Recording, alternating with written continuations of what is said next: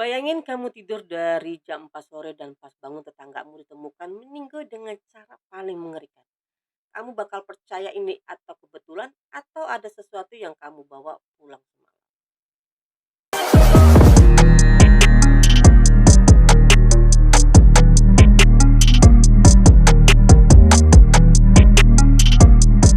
Salah satu sudut, tepatnya di Gorontalo, hiduplah seorang wanita parubaya bernama Bu Nunu. Nama ini disamakan ya, guys.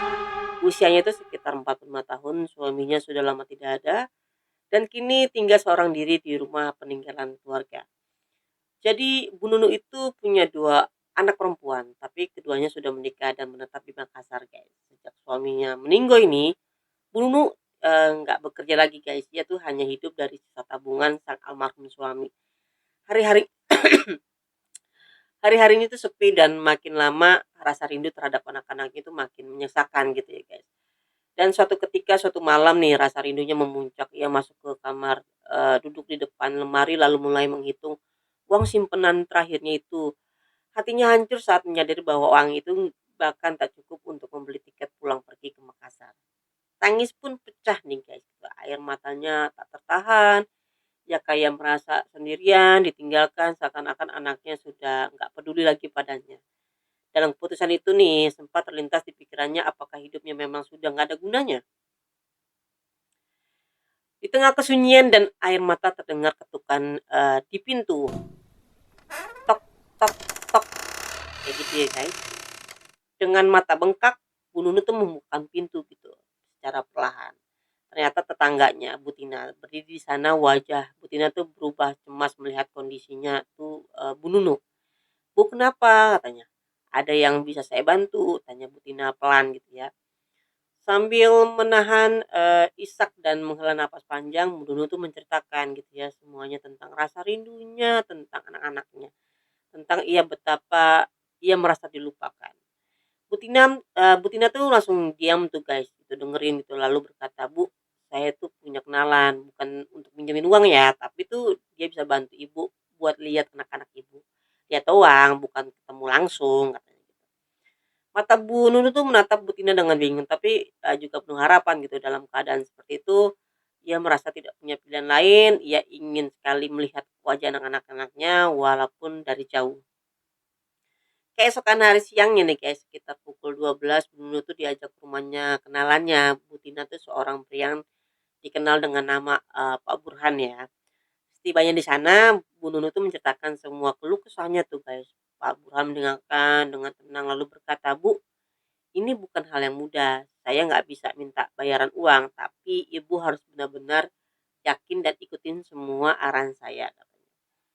Nunu tuh yang sudah merasa ini satu-satunya jalan mengangguk pelan gitu ya. "Saya siap Pak," katanya nih. Pak Burhan pun memberikan instruksi nih, nanti sore menjelang maghrib Ibu harus tidur. Tapi sebelum itu kunci semua pintu kamar Ibu dari dalam. Jangan biarkan siapapun masuk apapun yang terjadi. Nah, Bu Nunu tuh hanya mengangguk guys di dalam hati. Masih ada rasa bingung sih dan sedikit takut. Tapi ya demi bisa melihat anak-anaknya, meski hanya dalam mimpi atau bayangan, ia rela melakukan apapun sampainya di rumah. Bu Nunu langsung melihat jam di dinding baru pukul sekitar 4 sore. Ingatan tentang pesan Pak Burhan masih segar di kepalanya guys. Tidur sore menjelang maghrib, kunci pintu, jangan biarkan siapapun masuk nih. Tanpa pikir panjang, Nunu langsung masuk kamar, mengunci rapat pintu dari dalam, lalu merebahkan diri di atas kasur matanya berat dan entah kenapa tubuhnya itu seperti dipaksakan untuk tertidur dan gelap gitu ya.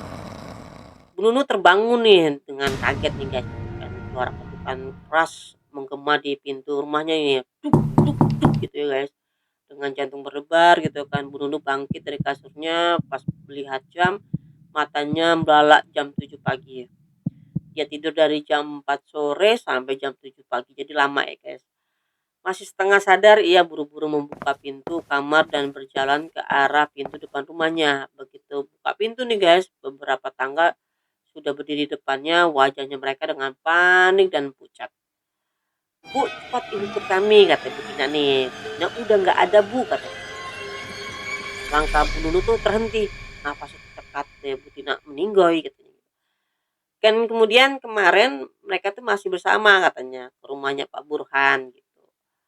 Dan tubuh yang gemetar, kepala yang dengan penuh pertanyaan, Bu Nunu tuh mengikuti para warga ke rumah Bu Tina. Saat tiba di sana, kengerian tuh menyergap seketika. Di dalam kamar Bu Tina tuh terbujuk kaku, tapi yang membuat semua orang bergidik adalah kondisinya. Jadi bagian bawah tubuhnya belum berdarah dan di area tuburnya tampak lubang besar yang masih mengucurkan darah segar.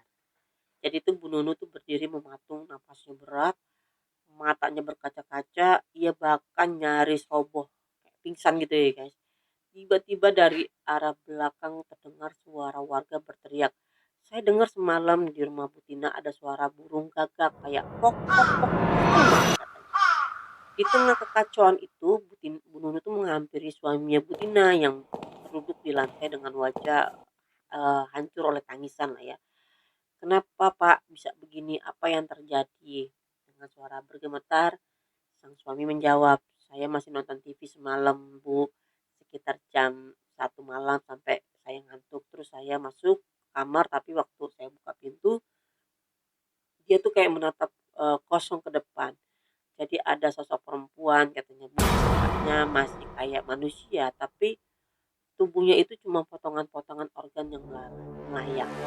Dia terbang memutar di atas betina sambil menggigit organ kayak jantung. Bu, waktu dia ngeliat saya, dia langsung terbang menembus atap rumah. Istri saya sudah nggak bernyawa bu, darah mengalir terus dari belakangnya. Saya nggak kuat bu, saya nggak bisa berhenti nangis katanya. Jadi Bruno tuh memejamkan mata, air matanya jatuh deras. Namun dari arah belakang ia mendengar bisikan-bisikan warga yang membuat bulu kuduknya tuh merinding. Ini pasti ulah ponggok. Ponggok katanya. Mungkin kalau di daerah lain sebutannya ini kayak kuyang gitu, kayak leak gitu ya guys. Jadi seseorang menjawab dengan suara pelan namun tajam, ponggok itu makhluk yang terbang menjelang maghrib. Dia berburu organ tubuh manusia. Caranya dia sedot darah dari dubur korbannya dulu, baru dia ambil organnya yang dia mau. Bu Nunu lemas, tubuhnya nyaris roboh jika tidak ditopang oleh salah satu tetangga. Di benaknya hanya satu yang pertanyaan yang menggelegar gitu ya. Kenapa Bu Tina yang jadi korban? Padahal yang tidur sesuai instruksi kan adalah dirinya. Jadi entah ini suatu kebetulan atau memang ada sesuatu kesamaannya. So jangan lupa guys like dan komen dan subscribe-nya. Nantikan kita cerita mistis yang lain.